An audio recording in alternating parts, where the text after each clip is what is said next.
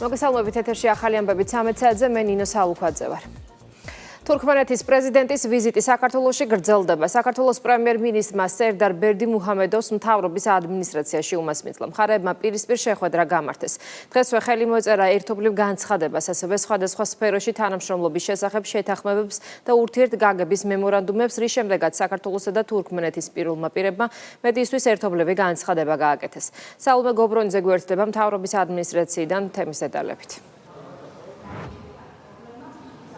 საქართველოს თურქმენეთის ლიდერებისგან ერთობლივი განცხადებების დროს ჩვენ მოვისმინეთ მკაფიო გზავნილები და კონკრეტული გეგმა თუ როგორ უნდა და რა მიმართულებებით უნდა გაძლიერდეს კავშირები ორ ქვეყანას შორის. განსაკუთრებული ყურადღება ეთმობა სავაჭრო ეკონომიკური კავშირების გაძლიერებას, ისე რომ ორივე ქვეყნის მოსახლეობისთვის რეალური ხელშესახების შედეგები მოიტანოს. ირაკლი კობახიძემ დაასახელა კონკრეტული მიმართულებები, რომელზეც ორივე მხარე თანხმდება, რომ მუშაობა აქტიურად უნდა გაგრძელდეს. განსაკუთრებული ყურადღება დაეთმობა სატრანზიტო და სატრანსპორტო მიმართულებებს, ლოგისტიკას და პროდუქციის ექსპორტს. იმ ფონზე, როდესაც საქართველოს შუა დერეფნის განვითარებაში ევროპა-აზიის დაკავშირებადობის კუთხით აქვს სტრატეგიული და შეუცვლელი როლი. ხელისუფლება განსაკუთრებულ ყურადღებას ანიჭებს შუა აზიის ქვეყნებთან კავშირების გაძლიერებას.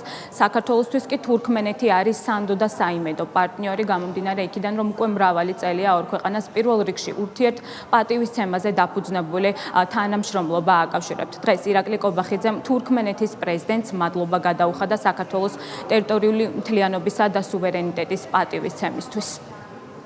ვისაუბრეთ საქართველოს თურქმენეთის ურთიერთობების ძირითად მიმართულებებზე, ასევე განვიხილეთ რეგიონული და საერთაშორისო დღესასრიგის აქტუალური საკითხები.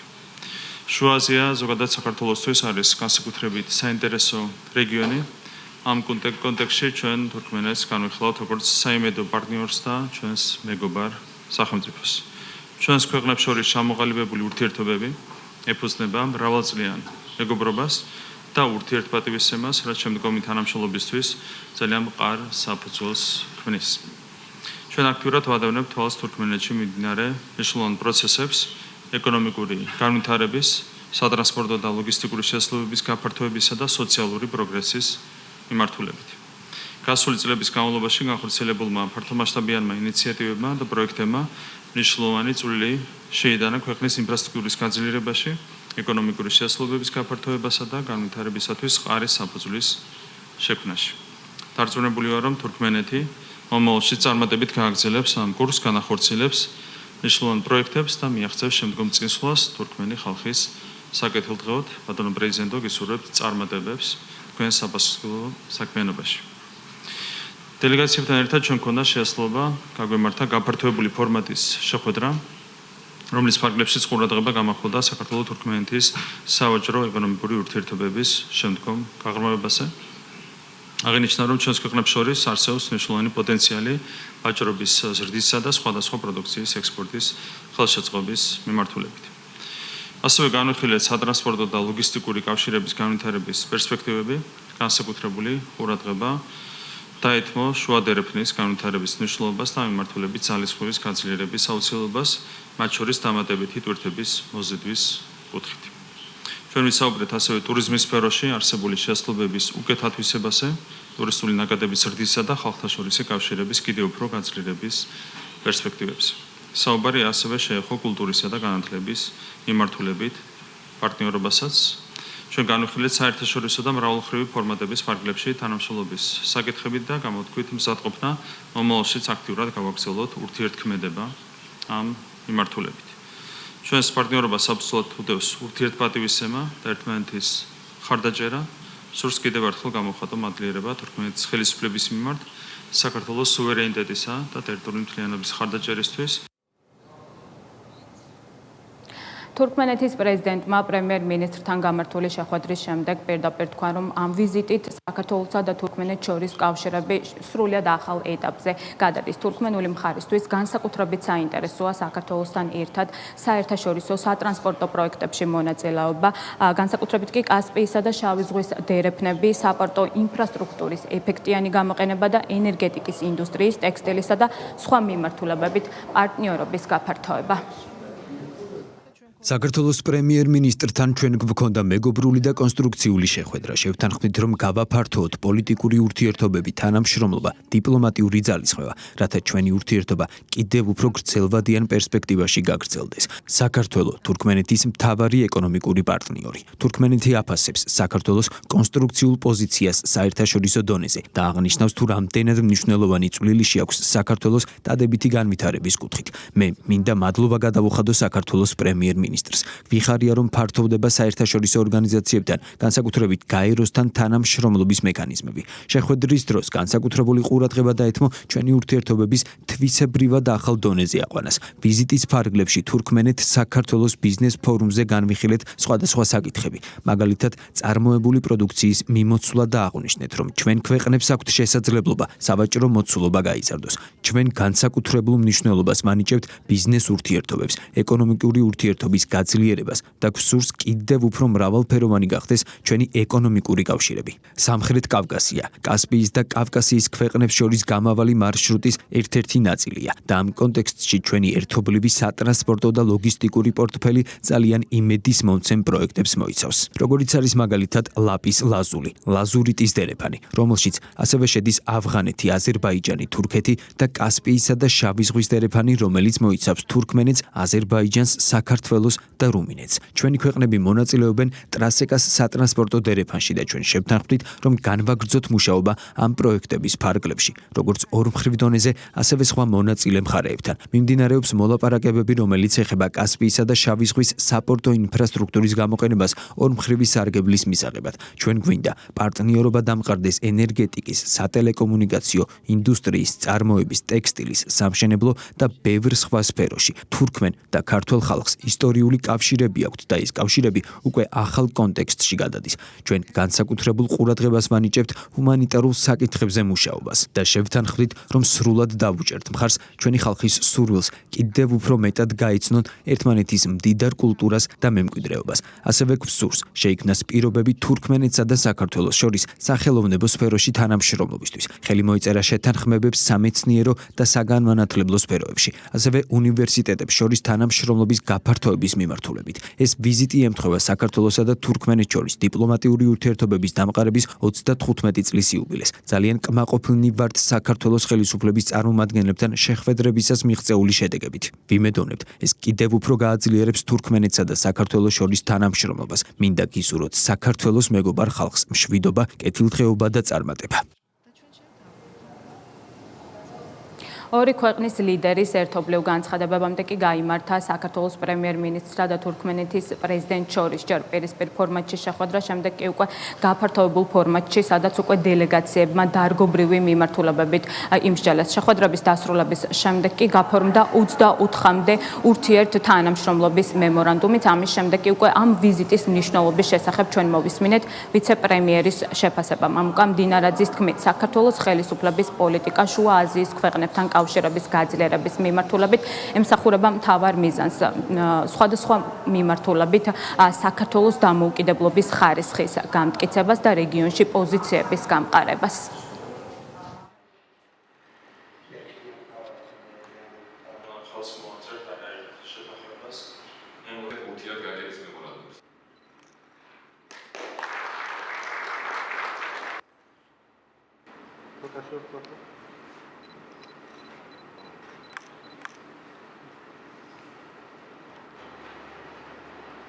განსაკუთრებულ ყურადღებას ვაქცევთ შუა აზიის ქვეყნებთან ურთიერთობების გაღრმავებას, მათ შორის თურქმენეთთან, სადაც 24-მდე სხვადასხვა დოკუმენტს, მნიშვნელოვან დოკუმენტებს, მემორანდუმებს მოეწერა ხელი და ჩვენთვის ძალიან მნიშვნელოვანია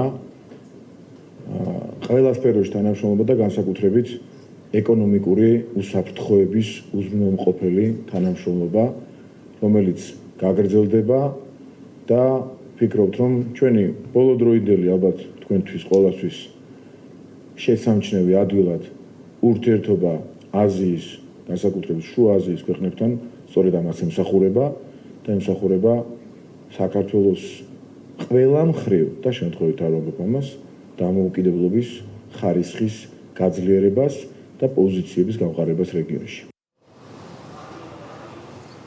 თურქმენეთის პრეზიდენტის ორდღიანი სახელმწიფო ვიზიტი საქართველოში დასრულებულია. ეს სალომე გობრონოძე იყო, მადლობა სალომე.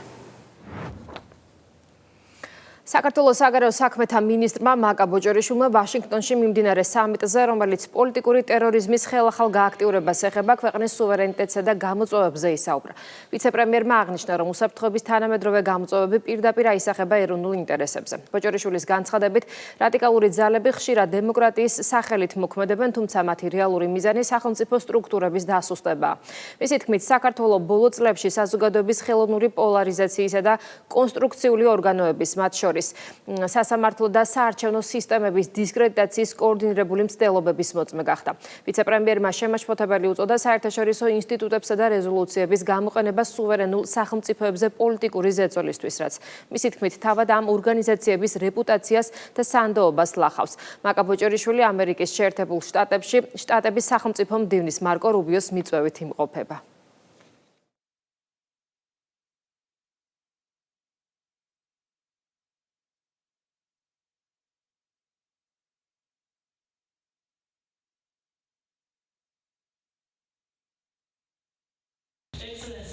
ბატონო სახელმწიფო მდივანო, პატივცემულო სტუმრებო, სურს გულწრფელი მადლობა გადავუხადო სახელმწიფო მდივან მარკო რუბიოს პოლიტიკური ტერორიზმის საკითხის საერთაშორისო დღის წესრიგში წამოწევისთვის. ეს განხილვა განსაკუთრებით დროულია, რადგან დღეს ვდგავართ რთული და მუდმივად ცვალებადი გამოწვევების წინაშე, რომლებიც პირდაპირ გავლენას ახდენს ჩვენს ეროვნულ ინტერესებზე, სუვერენიტეტსა და უსაფრთხოებაზე. მსოფლიოში რადიკალური ჯგუფების სხვადასხვა იდეოლოგიის ქვეშ მოქმედებენ, მათ შორის ხშირად დემოკრატიის სახელით, თუმცა მათი მიზანი არადემოკრატიული ინსტიტუტების გაძლიერება, არამედ მათი დასუსტებაა. საფრთხე კიდევ უფრო სერიოზულ ხასიათს იძენს, როდესაც დემოკრატიული მანდატის არ მქონე პოლიტიკური აქტორები უცხოური დაფინანსებითა და გარე მხარდაჭერით მოქმედებენ. საქართველოს გამოცდილება ამ გამოწვევის თვალსაჩინო მაგალითს წარმოადგენს. ბოლო რამდენიმე წლის განმავლობაში სხვადასხვა საბაბით ჩვენი საზოგადოების პოლარიზებისა და დემოკრატიული ინსტიტუტების ძირის გამოთხრის არაერთი მცდელობის მოწმე გავხდით. ჩვენ ვიხილეთ კოორდინირებული კამპანიები, რომლებიც მიზნად ისახავდა სახელმწიფო ინსტიტუტების, მათ შორის სასამართლო, საარჩევნო სისტემისა და სხვა კონსტიტუციური ორგანოების დისკრედიტაციას.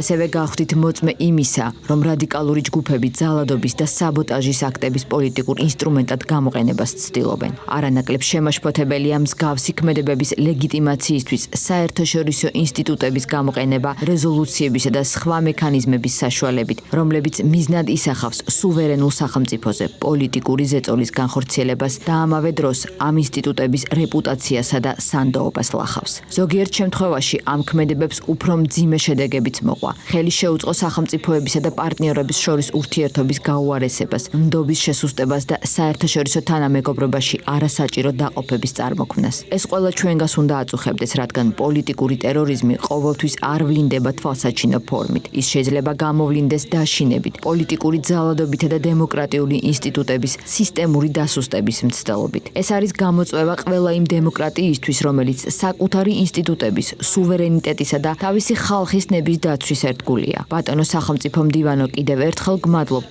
რომ ამ მნიშვნელოვან საკითხს სათანადო ყურადღება დაუთმეთ. ვაშინგტონში გამართული მინისტერიალის დასრულების შემდეგ საგარეო საქმეთა მინისტრმა სამიტი შეაჯამა. მაკა ბოჭორიშვილმა პოლიტიკური ტერორიზმის თემის დღის წესრიგში დაყენება მნიშვნელოვანი ინიციატივად შეაფასა. მინისტრის თქმით, საერთაშორისო კონფერენცია კარგი შესაძლებლობა იყო იმ გამოწვევებზე, რადიკალიზმის პრობლემებსა და პოლიტიკური ტერორიზმის იმ გამოხატულებებზე სასაუბროდ, რომლებიც ჩვენმა ქვეყანამ ბოლო წლებში გამოიარა. საგარეო უწყების ხელმძღვანელმა აღნიშნა, რომ საქართველოს თვალსაჩინო მაგალითია იმისა, თუ როგორ ხდება უცხოელი დაფინანსებით რადიკალური ძალების ახალისება სახელმწიფო და დემოკრატიული ინსტიტუტების წინააღმდეგ. ჩვენ კარგი მაგალითი ვართ იმისა, თუ როგორ ხდება განსაკუთრებით გარე დაფინანსებით, უცხოური დაფინანსებით რადიკალური ძალების ახალისება სახელმწიფო ინსტიტუტების წინააღმდეგ, დემოკრატიული ინსტიტუტების წინააღმდეგ და სწორედ ეს საკითხები არის მნიშვნელოვანი, რაც უნდა აღელვებდეს საერთაშორისო საზოგადოებას. საინტერესო დისკუსია შედგა კოლეგა მინისტრებს შორის, მნიშვნელოვან საკითხებზე იყო გამახვილებული ყურადღება, რა თქმა უნდა, სხვადასხვა იდეოლოგიური მიმართულებები, როდესაც ტერორიზმზე ვსაუბრობთ და ექსტრემიზმზე ვსაუბრობთ, მნიშვნელოვანია და სწორედ ამ კუთხით ჩვენი მონაწილეობა ამ მინისტერიალში იყო ძალიან კარგი შესაძლებლობა საქართველოსთვის. ვაშინგტონში მიმდინარე საერთაშორისო მინისტერიალზე, რომელიც პოლიტიკური ტერორიზმის საფრთხეებს ეძღვნება, ამერიკის შეერთებული შტატების სახელმწიფო მდივანმა სიტყვით გამოსვლა პოლიტიკური ძალადობისა და ულტრამემარცხენე ტერორიზმის პრობლემაზე საუბრით დაიწყო. მარკო რუბიოს თქმით, საკუთარ ქვეყანაში არაერთი გავლენიანი პირი ძალადობის აქტებს პოლიტიკური გამოხატვის ლეგიტიმურ ფორმად ამართლებდა, თუ კი ეს მემარცხენე იდეოლოგიას ემსახურებოდა. რუბიომ ხაზგასმით აღნიშნა, რომ ულტრამემარცხენე ტერორიზმი ახალი მოვლენა არ არის, თუმცა ტრამპის ადმინისტრაცია პირველია, რომელიც მის დასამარცხებლად სპეციალურ სტრატეგიასა და საერთაშორისო პარტნიორულ ქსელს ქმნის. როგორც შტატების სახელმწიფო მდივანმა აღნიშნა, ნებისმიერი ხელისუფლების უპირველესი და უმთავრესი მოვალეობა საკუთარი მოქალაქეებისა და ქვეყნის უსაფრთხოების დაცვაა. ნებისმიერი ხელისუფლების უპირველესი პასუხისმგებლობაა საკუთარი ხალხისა და ქვეყნის დაცვა. ჩვენი მოსახლეობის უსაფრთხოების უზრუნველყოფა არის მიზეზი, რის გამოც ამ დარბაზში წარმოდგენილ ყველა ქვეყანას აქვს შესაბამისი ინსტიტუტები. ჩემს ქვეყანაში ძალაუფლების მქონე არაერთი ადამიანი არაერთხელ ამართლებდა ძალადობისა და ტერორიზმის აქტებს, როგორც პოლიტიკური გამოხატვის ლეგიტიმურ ფორმას. იმ შემთხვევაში, თუ ისინი მემარცხენე საქმეს ემსახურებოდა, ულტრამემარცხენე პოლიტიკური ტერორიზმის თანამედროვე ეპოქის ახალი მოვლენა არ არის. ტრამპის ადმინისტრაციის შეერთებული შტატები პირველად ქმნის პარტნიორულ ქსელს და სტრატეგიას, რომელიც მიზნად ისახავს ულტრამემარცხენე ტერორიზმის დამარცხებას. ამერიკის სახელმწიფო მდივნის მარკო რუბიოს მიერ ორგანიზებულ მინისტერიალს პრემიერ-მინისტრი ეხმაურება. ირაკლი კობახიძე აცხადებს, რომ როდესაც საუბარია პოლიტიკურ ტერორზე, საქართველო ამის ერთ-ერთი თვალსაჩინო მაგალითია. მთავრობის მეთაური ამ კონტექსტში 2004-2012 წლებში ნაციონალური მოძრაობის მმართველობის პერიოდსა და 2020 წლიდან ქვეყანაში რევოლუციის ხუთ მცდელობას იხსენებს. ირაკლი კობახიძის განმარტებით, მუდმივი პოლიტიკური ტერორი უცხოური აგენტურის დაკვეთაა, რასაც მმართველი გუნდი გამკაცრებული საკანონმდებლო ნორმებით პასუხობს. საქართველოს მაგალითი ერთ-ერთი საუკეთესოა, როდესაც საუბარი გვაქვს ჩვენ პოლიტიკურ ტერორიზმზე. ჯერ გავიხსენებ 2004-12 წლის მოვლენებს, როდესაც პოლიტიკური ტერორის ქვეშ იყო ქართველი ხალხი და ამას აკეთებდა სწორედ გარედან მართული აგენტურა, რომელიც ხელისუფლებაში იყო მაშინ ჩვენს ქვეყანაში და იმის შემდეგაც განსაკუთრებით რო ავიღოთ ბოლო წლები 2020 წლის ბოლოდან პერიოდი მუდმივი პოლიტიკური ტერორის ქვეშ არის ჩვენი ქვეყანა და ჩვენი მოსახლეობა, ხო? რა პროცესები გამოვიარეთ, რევოლუციის მარტო ხუთი მცდელობა გამოვიარეთ. ეს სხვა არაფერია თუ არა პოლიტიკური ტერორი. ჩვენ ბევრი ნაბიჯი გადავდგით ამ პოლიტიკური ტერორის აღსაკვეთად. მათ შორის გამჭვირვალობის კანონი იყო სწორედ კანონი პოლიტიკური ტერორის წინააღმდეგ. სხვა ნაბიჯები, რაც გადაიდგა შეკრებებისა და მანიფესტაციების შესახებ კანონში, ცვლილებები, სხვადასხვა ტიპის ადმინისტრაციული ნორმების გამკაცრება და შემდეგ. ეს ყველაფერი, მათ შორის ის რეგულაციები, რომლებიც უკავშირდება სიძულვილის გავრცელებას, ეს ყველაფერი არის კანონმდებლობა და ნაბიჯები პოლიტიკური ტერორის წინააღმდეგ. და თქვენ გახსოვთ, როდესაც ჩვენ ვიღებდით გამჭვირვალობის შესახებ კანონს, გამოვიდა წინა ადმინისტრაციის წარმომადგენელი, მაშინდელი ელჩი და განაცხადა, რომ ეს იყო შავი დღე ქართული დემოკრატიისთვის. ესეც პოლიტიკური ტერორის აქტი იყო, როდესაც სამარცხვინო ტყუილი აკადრა ქართულ ხალხს და ამით ხელოვნურად წაახალისა რევოლუციური პროცესები ჩვენს ქვეყანაში. ერთ-ერთი მაგალითი იყო ელისაშვილის შემთხვევაც, ხო, რომელმაც პირდაპირ ტერორისტული აქტი მოაწყო სასამართლო შენობის დაწვას სცადა და ამის მიმართაც კი იკადრეს თანაგზნობის გამოხატვა. მათ შორის ევროკავშირის ელჩმაც რეალურად თუ ჩაუღრმავდებით მის განცხადებას, მან ტერორისტულ აქტს უწოდა რეალურად გამოხატვის თავისუფლების გამოვლინება. ვაშინგტონში მიმდინარე სამიტში საქართველოს საგარეო საქმეთა მინისტრის მონაწილეობაზე ისაუბრა ვიცე-პრემიერმა მამუკა მდინარეძის განცხადებით სიმბოლურია, რომ შეერთებულ შტატებთან ურთიერთობების ნორმალიზების პროცესში საგარეო საქმეთა მინისტრი სახელმწიფო მდივნის გვერდით დგას. პოლიტიკური ტერორიზმის საკითხი, რასაც სამიტი ეძღვნება, მამუკა მდინარეძის განცხადებით საქართველოსთვის ნაცნობია და ამ კუთხით ჩვენს ქვეყანას მწვავე გამოცდილება აქვს. დღეს კი ამ გამოწვევაზე შტატების მოქმედი ადმინისტრაციის წარმომადგენლებიც ღიად საუბრობენ.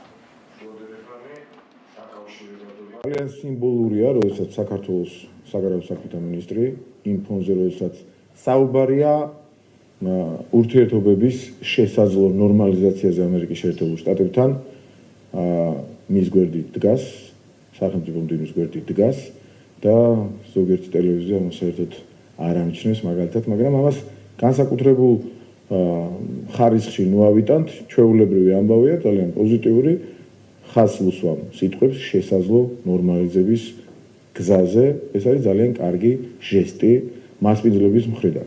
მეორე, დიახ, საქართველოს აქვს ძალიან მწვავე და მწარე გამოცდილება იმასთან დაკავშირებით, რასაც ამბობენ დღეს ამერიკის შეერთებული შტატების მოქმედი ადმინისტრაციის თანამშრომლები, წარმომადგენლები, ხელმძღვანელები, განსხვავებით წინა ადმინისტრაციისგან, საქართველოს საკუთარ თავზე ძალიან მძიმედ გამოსცადა ის, რასაც დღეს შეიძლება ცოტა დაგვიანებით, მაგრამ ძალიან კარგია, რომ ახალი ადმინისტრაციის პირობებში საუბრობენ ჩვენი ამერიკელი კოლეგები. ელთო საპარლამენტო ასამბლეის მიერ რამდენიმე დღის წინ საქართველოსთან დაკავშირებით მიღებული რეზოლუცია კვლავ პოლიტიკური შეფასებების თემა. პრემიერ-მინისტრი ქართველი ხალხის მხრიდან ევრობიუროკრატიის მიმართ შემცირებულ ნდობაზე საუბრობს, რომელსაც ირაკლი კობახიძის თქმით კონკრეტული კვლევები ადასტურებენ. სამართალდამცავი ორგანოების კოორდინაციის საკითხებში სახელმწიფო მინისტრი კი აღნიშნავს, რომ დღევანდელი ევრობიუროკრატია ევროპულ ღირებულებებს აცდენილია. თვითონ ევრობარომეტრის გამოკითხვაც აჩვენებს, მათივე ჩატარებული გამოკითხვაც, რომ ევროპული სტრუქტურების მიმართ, ზოგადად ევროკავშირის მიმართობაც არის შემცირებული. ამ ყველაფერს ხედავს საზოგადოება. და განსაკუთრებით, როცა ეკითხები ხალხს გამოკითხვებში, რას ფიქრობენ ევროპულ ბიუროკრატიასთან დაკავშირებით, ნდობა არის დაახლოებით იგივე დონეზე, რაც არის NGO-ების მიმართ ნდობა. ეს არის ძალიან დაბალი მაჩვენებელი, დაახლოებით 15-20%-ის ფარგლებში მერყეობს. ეს არის, რა თქმა უნდა, იმ პოლიტიკის შედეგი, რომელსაც ხედავს საზოგადოება, ქართული ხალხი ხედავს, რომ ევროპული ბიუროკრატია მას ემტერება. არის განწყობილი მტრულად ქართული ხალხის მიმართ და ამას გამოხატავს კონკრეტული ნაბიჯებით. ასე დროს, რა თქმა უნდა, ნდობა უკიდურესად მცირდება ევროპული ბიუროკრატიის მიმართ და სამწუხაროდ ეს გადადის ნდობაზე ევროკავშირის მიმართაც, რაც კვლევებით დასტურდება, მათ შორის ეგრეთ წოდებული ევრობარომეტრის კვლევებით, რაც ძალიან დასანანია. ჩვენ გვაქვს იმედი, რომ რაღაც მომენტში ეს ყველაფერი შემოტრიალდება. ევროპული ბიუროკრატია დაიწყებს სუვერენული გადაწყვეტილების მიღებას, სხვათა შორის EUTO-ს უფრთხილდებოდნენ, შედარებით ასე ვთქვათ, დაცული იყო ამ გავლენის ეფექტისგან, მაგრამ ხედავთ, რომ პირდაპირ EUTO ჩართეს უკვე EUTO საპარლამენტო ასამბლეის სახით ამ координирებულ შეტევაში ქართული ხალხის წინააღმდეგ და ამის გამოხატულება სიცრუით და აბსურდით გაჯერებული რეზოლუცია. ევროპა და ევროპული ბიუროკრატია არის აბსოლუტურად განსხვავებული რამ უკვე ქართული ხალხისთვის, რომელმაც კარგად გაიაზრა, რასთან გვაქვს მიმდინარე პერიოდში საქმე. იმიტომ რომ ევროპა ყოველთვის იყო ქართველის გონებაში ღირსება, სიტყვის თავისუფლება, სამართლიანობა, ქრისტიანული ტრადიციული კულტურა და ევროპიუროკრატია აბსოლუტურად ამისგან განსხვავებულს გვაჩვენებს თავისი გადაწყვეტილებებით. და რაც უფრო დიდხანს იქნება ასეთი დამოკიდებულება ევროპიუროკრატების მხრიდან, მით უფრო მათ შორის სამწუხაროდ ამ ევროპის მიმართ პატივისცემასაც ყავლი გაზდის, ეს სამწუხაროა, ეს არ არის კარგი ამბავი.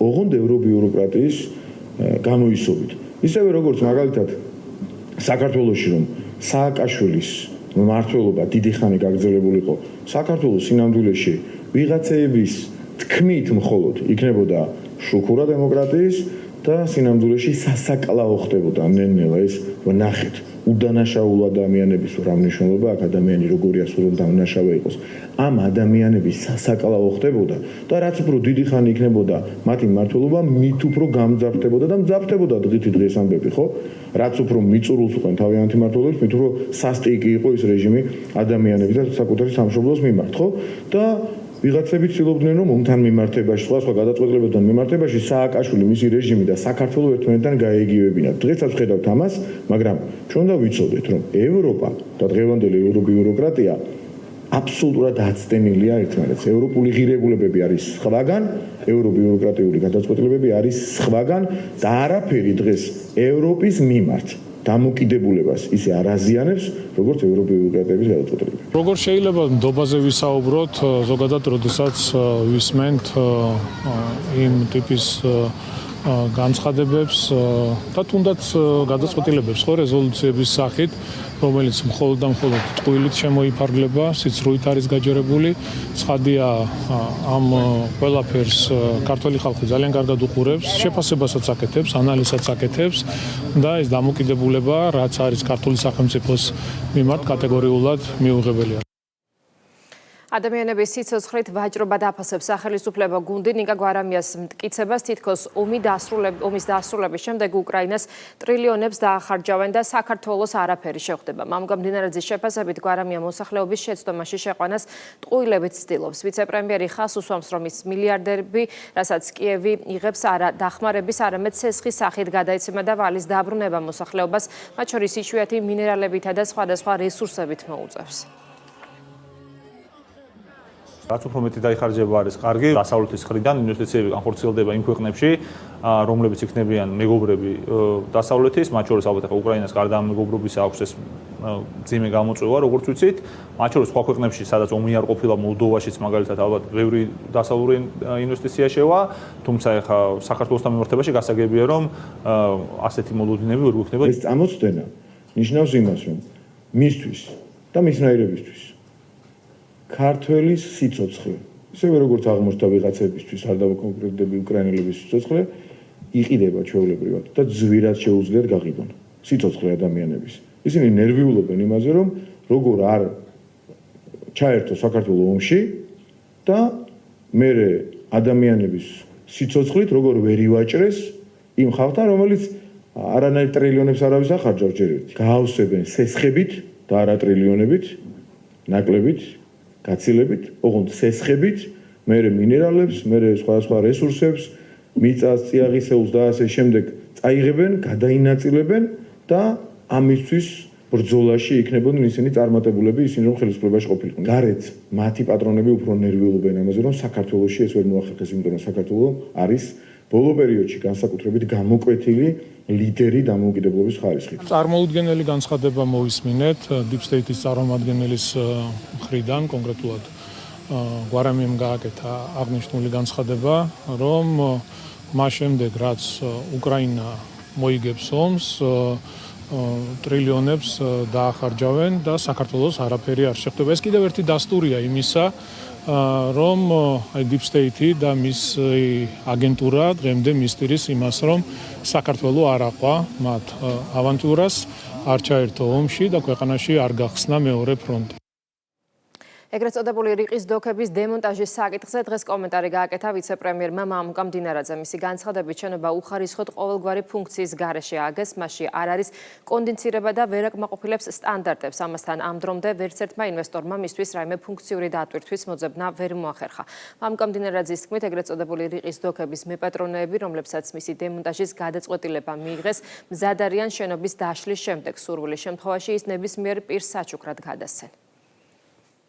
ვერც ერთმა ინვესტორმა ვერ შეძლო, ვერც ერთმა ინვესტორმა ამ ეგრეთ წოდებული კულტურული ძეგლის ჭკუაზე მოყვანა, როგორც ჩვენთან ვიტყვით ხოლმე. სისტემა, რომელიც ელემენტარულად არ რომ შეხვიდე შიგნით ამ შენობაში და გადარჩენის საშუალება რომ მოგეცეს, ჯდება გაცილებით ძვირი ვიდრე თავად ეს შენობა. გაცილებით ძვირი.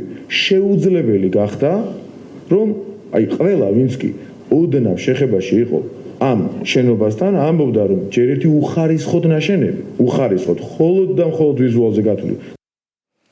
მიუსაფარი ცხოველების პრობლემა, საფრთხეები, მათი გადაჭრის გზები და საკითხი ეგრეთ წოდებულ ცხოველთა უფლებადამცველი NGO-ების პოლიტიკური манипуляცია.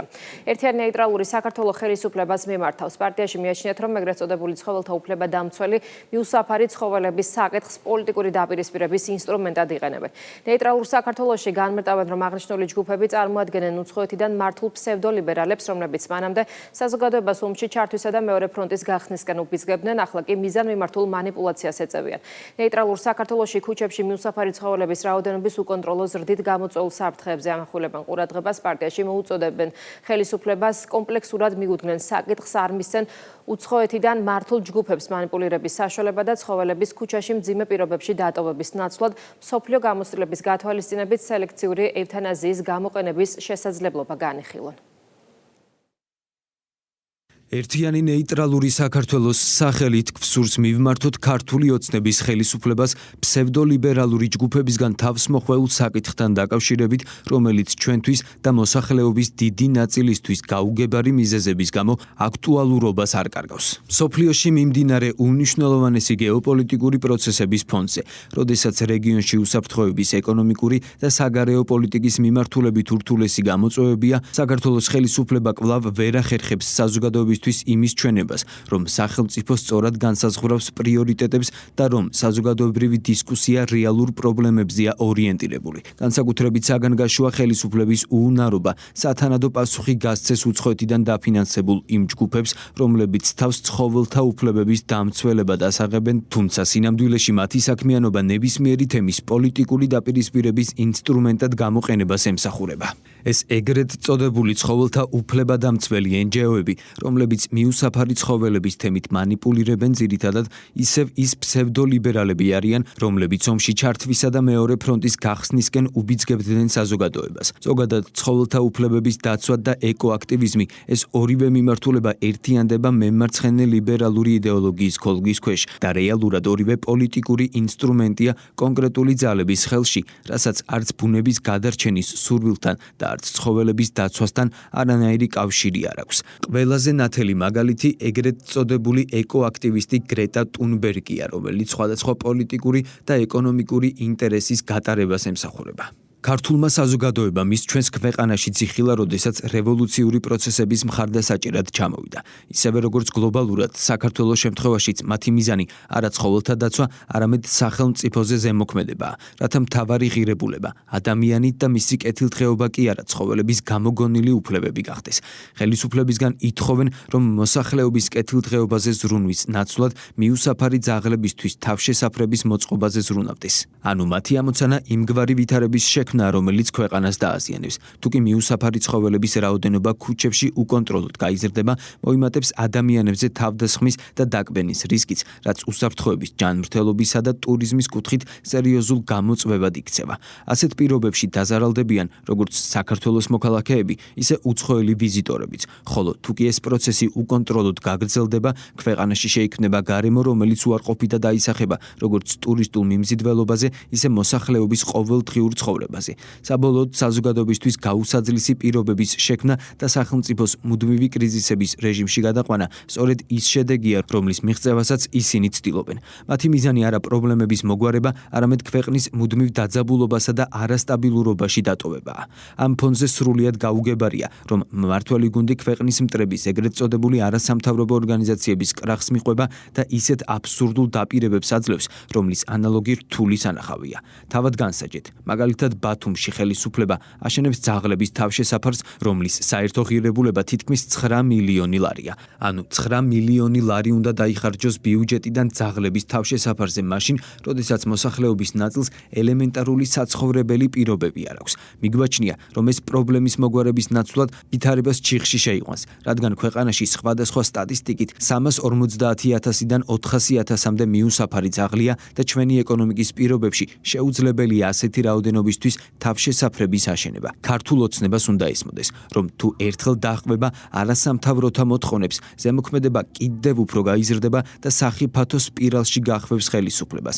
მივიღებთ ვითარებას, როდესაც მილიონობით ლარი, რომელიც ჩვენი ქვეყნის განვითარებას და ჩვენი ხალხის კეთილდღეობას შეიძლება მოხმარდეს, ძაღლების თავშესაფრების აშენებაში დაიხარჯება, თანაც ისე, რომ ამით პრობლემის აღმოფხვრა ვერ მოხდება და ეს ყველაფერი მხოლოდ იმიტომ, რომ ხელისუფლება გარედან დაქირავებული აგენტურის შანტაჟ დაექვემდებარა. ასევე მივმართავთ ჩვენს თანამოქალაქეებს, საზოგადოების იმ ნაწილს, რომლებსაც ჩვენს მსგავსად ძაღლები ძალიან უყვარს. დაფიქრებულ ხართ იმაზე, რომ ქუჩებს მოდებული 100,000-ობით უპატრონო ძაღლი, რომელთა უმეტესობა დაავადებული და მშიერია, ნელით და მტანჯველი სიკვდილით დაღუპისთვისაა განწირული, თუკი მათზე არავინ იზრუნებს. სწორედ ცხოველების მიმართ ჰუმანური დამოკიდებულების გათვალისწინებით გვსურს ამ ადამიანებს დაუსვათ ერთი რელევანტური შეკითხვა. როგორ ფიქრობთ, რა უფრო კეთილშობილურია, ქუჩაში მიტოვებული შიმშილისთვის განწირული ძაღლი, რომელიც შესაბამისი ზრუნვისა და კვების გარეშე მაქსიმუმ რამდენიმე კვირას იცოცხლებს, ანუ ცხოველის ნელი მტანჯველი სიკვდილისთვის გაწირვა, თუ სელექციური ევთანაზიის გამოყენება მაშინ,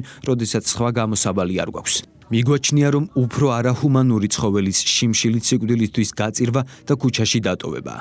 ცალკე აღნიშნულს იმსახურებს ის ფაქტი, რომ სოფლიოში ვერ ნახავთ ქვეყანას, სადაც ამდენი მიუსაფარი ძაღლი უკონტროლოდ დადიოდეს ქუჩებში. ცნობისთვის, იტალიაში 1000 მოსახლეზე 10 მიუსაფარი ძაღლი მოდის, ესპანეთში 25, თურქეთში 47, გერმანიასა და ნიდერლანდებში ეს მაჩვენებელი თითქმის 0-ის ტოლია. საქართველოში კი ყოველ 1000 მოსახლეზე 135 მიუსაფარი ძაღლი ფიქსირდება.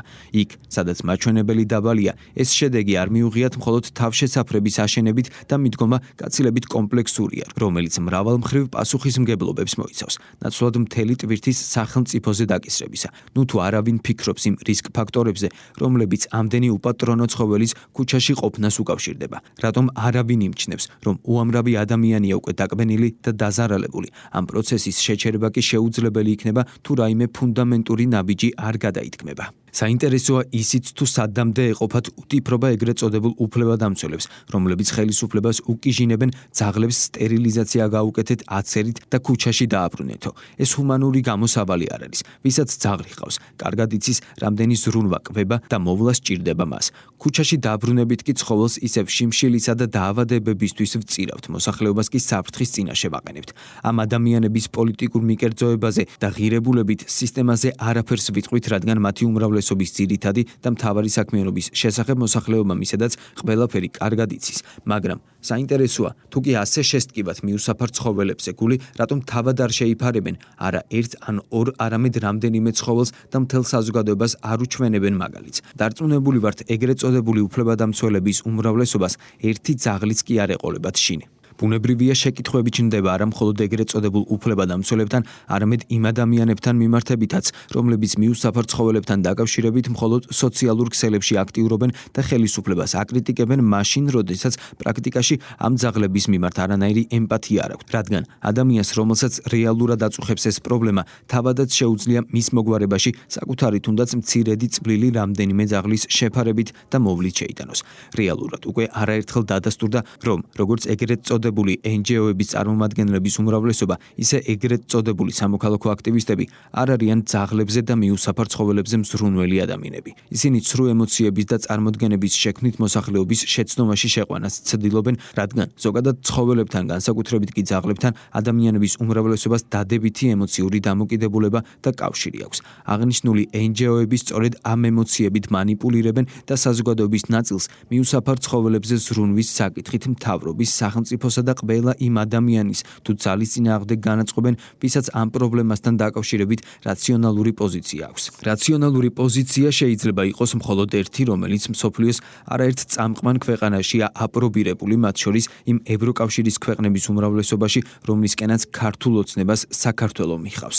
რეალურად ამ პრობლემის მოგვარებას არა მილიონობით ლარის არაეფექტიანად დახარჯვა, არამედ საზოგადოების კულტურის ამაღლება და კანონმდებლობის გამკაცრება სჭირდება. სახელმწიფო მილიონებს ძაღლების თავშესაფრების აშენებაში კი არ უნდა ხარჯავდეს და ამ ფულს მოსახლეობას კი არ უნდა აკლებდეს, არამედ მკაცრად უნდა აკონტროლებდეს, რომ ვერავინ გაბედოს ძაღლის ქუჩაში გამოგდება, ასევე ძაღლების გამრავლებასთან დაკავშირებით უნდა შემოიღოს კანონი, გამოიყენოს მკაცრი ღონისძიებები ყველა იმ პირის მიმართ, ვინც პასუხისმგებლობას აიღებს შინაური ცხოველის ყოლაზე. შემდეგ კი ამ ვალდებულებას არ შეასრულებს და ცხოველს უპატრონოდ დატოვებს. კიდევ ერთხელ მოვუწოდებთ ხელისუფლებას, დროულად მოეგოს გონს და შეწყვიტოს ამ აბსურდულ პროცესებზე, როგორც ბიუჯეტის ფულის, ისე დროის ხარჯვა, რადგან საქართველოს არ აქვს უცხოეთიდან დაფინანსებული NGO-ების, რეალურად კი გარე ძალების მორჩილი აქტორების გამოგონილ აბსურდულ კამპანიებზე დროის და ფინანსების ხარჯვის ფუფუნება, რადგან მთელი მსოფლიო, განსაკუთრებით კი ჩვენი რეგიონი დღეს იმყოფება ვითარებაში, როდესაც სახელმწიფოების სუვერენიტეტის და ყოფნა არ ყოფნის საკითხები წყდება.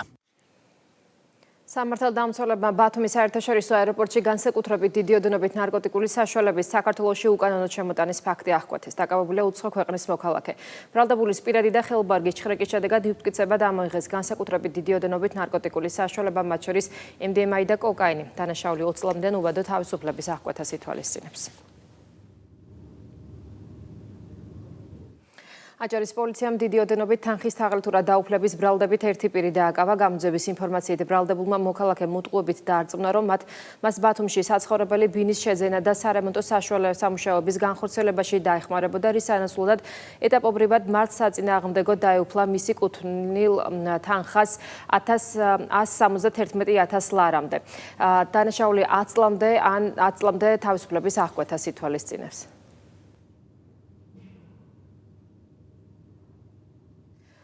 პოლიციამ ორი პირი დაჭრის ფაქტი ცხელკვალზე გახსნა. გამოძების ინფორმაციით წარსულში არსებული კონფლიქტის ნიადაგზე დაწყებული ურთიერთშელაპარაკებისას ბრალდებულმა ცივი იარაღის გამოყენებით ორი პირი დაჭრა და შემთხვევის ადგილიდან მიიმალა. დაშავებული შესაბამის სამედიცინო დახმარების გაწევის მიზნით კლინიკაში გადაიყვანეს. დანაშაულის ჩამდენი პირი კი ბრალდებულის სახით დააკავეს. ბრალის დამტკიცების შემთხვევაში მას 13 წლამდე თავისუფლების აღკვეთა ემუქრება.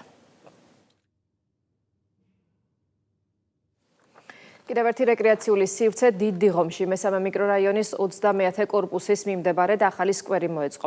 პროექტის ფარგლებში საფეხმავლო ბილიკები, კალათბურთის მოედანი, გამაჯანსაღებელი კომპლექსი და საბავშვო ზონა შეიქმნა. განთავსდა 3 განსხვავებული ზომისა და დანიშნულების დასასვენებელი პავილიონი და მოწესრიგდა ძაღლებისთვის განკუთვნილი კინოლოგიური სივრცე. ტერიტორია აღიჭურვა თანამედროვე საპარკო ავეჯით. განსაკუთრებული ყურადღება დაეთმო გამწვანების სამუშაოებს. პროექტის ღირებულება 2 მილიონ ლარს შეადგენს. რეკრეაციული სივრცე დღეს დედაქალაქის მერმა დაათვალიერა. და 1 ჰექტარ ტერიტორიაზე რეკრეაციული სივრცე მოეწყო ძალიან მაგარი პარკი. პროექტის ფარგლებში დაირგო ახალი ხელმძღვანელოები, არის ბავშვებისთვის განკუთვნილი შესაბამისი ატრაქციონები, მასასვენებელი ფანჩატურები, არის ღამის განათებები, თავისი სარწყავი სისტემებით, ყველაფრით არის აღჭურვილი და ძალიან სასიამოვნო გარემო არის. ირგვლივ ძალიან ბევრი საცხოვრებელი კორპუსია. პირველ რიგში აქ მცხოვრებ ადამიანებს ეკნებათ სივრცე, სადაც ისინი შეძლებენ განტვირთვას, დასვენებას, ვარჯიშსაც. საქართველოში ტკიპების აქტივობის სეზონი დაიწყო, რის გამოც მედიკოსები და სპეციალისტები მოსახლეობას განსაკუთრებული სიფრთხილისკენ მოუწოდებენ. დაავადებათა კონტროლის ეროვნულმა ცენტრმა მოქალაქეებისთვის სპეციალური რეკომენდაციები უკვე გამოსცა. სპეციალისტების რჩევით, ბუნებაში გასვლისას აუცილებელია სპეციალური დამცავი საშუალებების გამოყენება და ღია ფერის დახურული ტანისამოსის ტარება. პარკებსა და ტყის მასივებში ყოფნის შემდეგ მნიშვნელოვანია სხეულისა და სამოსის დეტალური შემოწმება. მედიკოსები განმარტავენ, რომ კანზე ტკიპის დროული აღმოჩენა და მისი სწორი მოცილება ინფიცირების რისკს მინიმუმამდე ამცირებს. იმისთვის რომ თავი დავიცვათ დაავადებისაგან, უნდა მოვერიდოთ ბუნებაში ისეთ ადგილებში სეირნობისგან, სადაც შეიძლება ტკიპი შემოგახო ხდეს ადამიანს, ტკიპები არ დაფრინავენ და არ დახტიან, ის მარტო შემოგახო ხდება. მაინც თუ სეირნობის მერე სიფრთხილისთვის ჯობია სახში დაბრუნებისას გულდაგულ დაითვალიეროთ სხეული ან დაუთვალიეროთ თქვენ შვილებს და თუ შენიშნავთ თუნდაც პატარა ტკიპს, რომელიც განთავსებულია თქვენს ხელზე, ნუ დაელოდებით ნურაფერს დაუყოვნებლივ მიიღეთ ზომები. ახალციხის მუნიციპალიტეტის მერი ვარლამ ციკლაური სკოლამდელი აღზრდის დაწესებულების თანამშრომლებს და ბაგა-ბაღების მენეჯერებს შეხვდა. შეხვედრაზე მუნიციპალიტეტის მასშტაბით არსებულ საბავშვო ბაგა-ბაღებში 2025-26 სასწავლო წელს გაწეული მუშაობის შესახებ ისაუბრეს, ყურადღება გამახვილდა სამომავლო გეგმებზე. მიმდინარე სასწავლო წელს ქალაქ ახალციხეს კიდევ ერთი ახალი მეოთხე საბავშვო ბაგა-ბაღი შეემატება. ამ მიმართულებით სამუშაოები მომავალშიც აქტიურად გაგრძელდება, რათა აღსაზრდელებმა საჭირო განათლება თანამედროვე სტანდარტებზე გათვლილ საბავშვო ბაგა-ბაღებში მიიღო. ახალციხის მუნიციპალიტეტის სკოლამდელი აღზრდის დაწესებულების ადმინისტრაციის თანამშრომლებსა და მენეჯერებს შევხვდი, მათ მადლობა გადაუხადე გაწეული საქმიანობისათვის, ვისაუბრეთ სამომავლო გეგმებზე. აღსანიშნავია, რომ ახალ სასწავლო წელს ჩვენი მუნიციპალიტეტი შეხვდება რამდენიმე ახალი ბაღით, რაც არის ძალიან მნიშვნელოვანი ჩვენი პატარებისათვის. ბევრი სიახლეები გვაქვს დასანერგი და დაგეგმილი სამუშაოები უკვე მზად გვაქვს, რომელიც უნდა განვახორციელოთ მომდევნო სასწავლო წლისთვის. ერთად მთელ გუნდმა გუნდური მუშაობით რუსთავარის ეროვნულ თეატრში თურქმენეთის კულტურის დღები საზეიმოდ გაიხსნა. საღამოს მონაწილეებსა და დამსწრე საზოგადოებას სიტყვით მიმართეს საქართველოს კულტურის მინისტრმა თინათინ რუხაძემ და თურქმენეთის მინისტრთა კაბინეტის თავმჯდომარის მოადგილემ ბაჰარ სეიდოვამ. კულტურული პროგრამა მრავალფეროვან ლიტერატურულ, მუსიკალურ და ქორეოგრაფიულ ნომრებს მოიცავდა. საზეიმო ღონისძიებას საქართველოს კულტურის სამინისტროს წარმომადგენლები, თურქმენეთის დელეგაციის წევრები და მიწვეული სტუმრები ესწრებოდნენ.